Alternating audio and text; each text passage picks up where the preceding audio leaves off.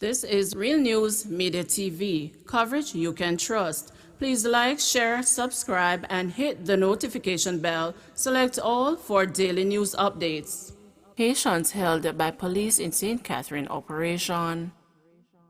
The police are reporting that 4 Haitians were arrested in Nagahead, Portmore, St. Catherine today. The police say they were picked up during an ongoing investigation. They say that the investigators are working with Passport, Immigration and Citizenship Agency (PICA) and the Ministry of Health and Wellness as they probe how the foreigners arrived in the country.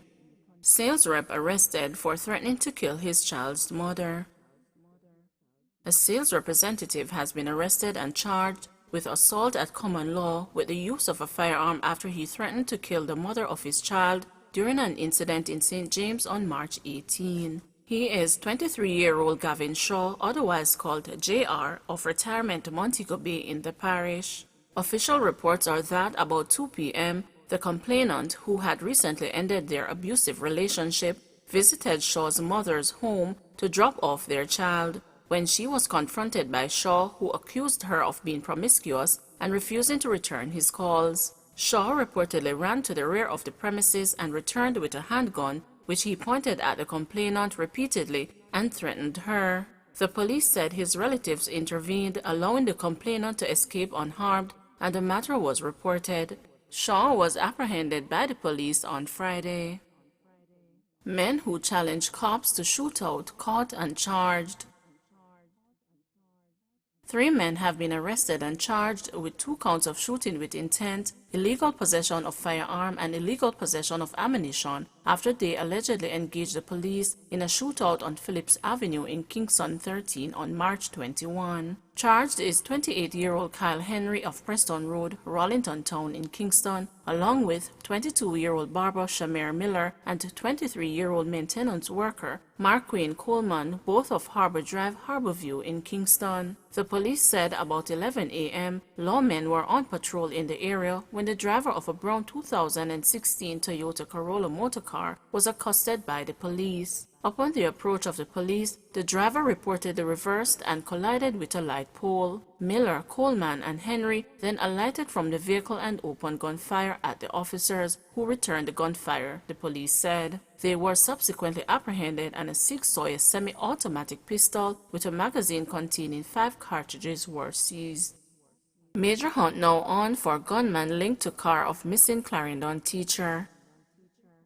A joint police-military operation is now underway in Browns Hall, St. Catherine, as the security forces launch a search for a man who escaped their dragnet yesterday. The man is believed to be an accomplice of the unidentified shooter who was killed by the police in an exchange of gunfire in Belfield District near Bellas Gate, St. Catherine, about 1:30 yesterday. Both men were being accosted after they were seen with the navy blue Toyota Wish motorcar belonging to missing Clarendon teacher Natalie Dawkins. According to the police, they were seeking to sell the car. Firearm seized in St. James.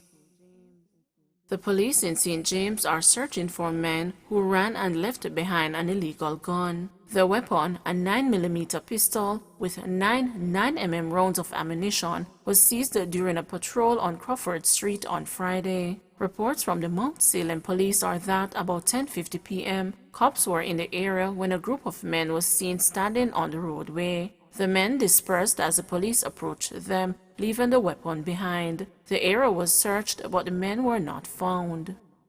Opposition wants update on promised lockdown assistance to the poor.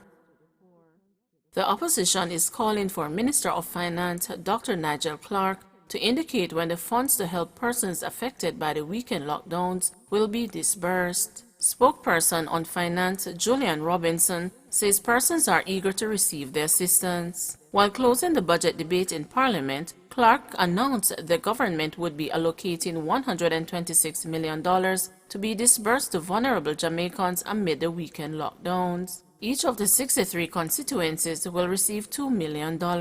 Clark said the money would be disbursed through the Constituency Development Fund on April 1, but according to Robinson, the funds have not yet been forthcoming. Since the minister made the announcement, our constituents have been inundating us with requests and we have not received anything in this regard. The minister promised that the funds would be available in time to facilitate assistance before the long Easter weekend lockdown. Nothing has come, he said in a statement today. Robinson is calling for the finance minister to update members of parliament and the public on the promised allocation.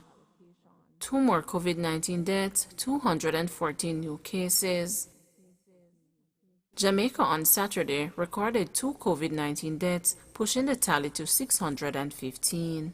The deceased are an 84-year-old man from Westmoreland and an 80-year-old woman from St. James. One more case was recorded as a coincidental death, increasing the number to 101, and 3 other fatalities are being probed, pushing that figure to 95. Meanwhile, there were 240 new cases with ages ranging from 2 days to 89 years, pushing the total to 40,663, with 21,617 being active. Of the new cases, 122 are women and 92 are men. Kingston and St. Andrew account for most of the new infections with 54 cases, followed by St. Catherine with 44 and then St. James with 21. A total of 1,439 tests were conducted. The country has a positivity rate of 29.1%. In the meantime, there were 135 more recoveries, increasing the total to 18,149. Some 392 persons are in hospital, with 44 being moderately ill and 44 critically ill. 4 persons are in government quarantine, while 26,890 are at home. Please remember to like, share, subscribe, and hit the notification bell. Select all for daily news updates.